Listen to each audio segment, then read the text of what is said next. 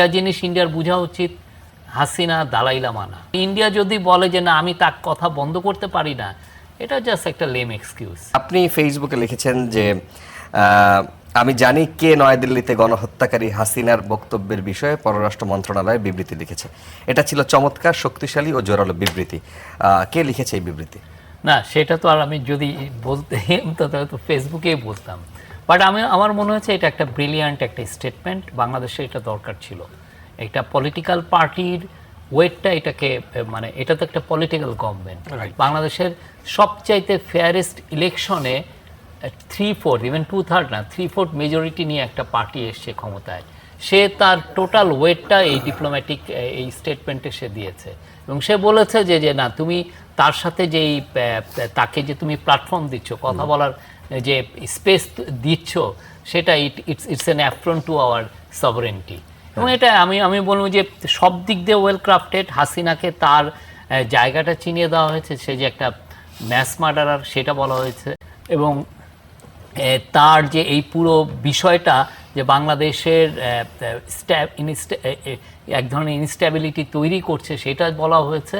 এবং বাংলাদেশ যে আনহ্যাপি সেটা একদম, আপনি একটা ম্যাস মার্ডারারকে কেউ আসলে প্ল্যাটফর্ম দেয় না, কেউ কাকে দেয় না। আপনি ইদি আমিন সৌদি আরবে এসেছিলেন 20-23 বছর, মৃত্যুর আগ পর্যন্ত ছিলেন, তাকে কোনোদিন কেউ দিয়েছে? বাশার আল আসাদ 2-3 বছর হলো উনি মস্কোতে আছেন।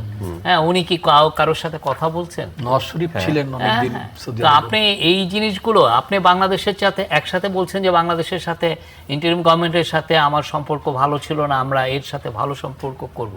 তো আপনার ভালো সম্পর্ক করার জন্য তো আপনি কিছু নমুনা তৈরি করবেন, you set an example.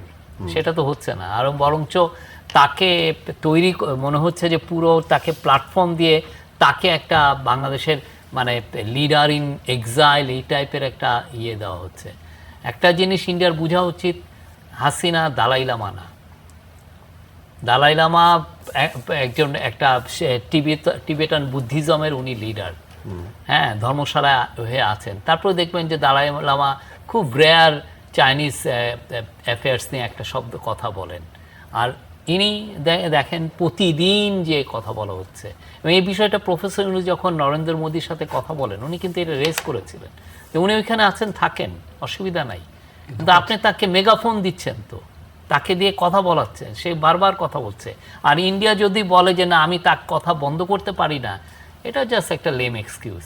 India easily পারে, ইন্ডিয়া অনেক দেশে পারে না, জাস্ট বলবে যে না আপনি কথা বলেন, আপনি এখানে আছেন, থাকেন।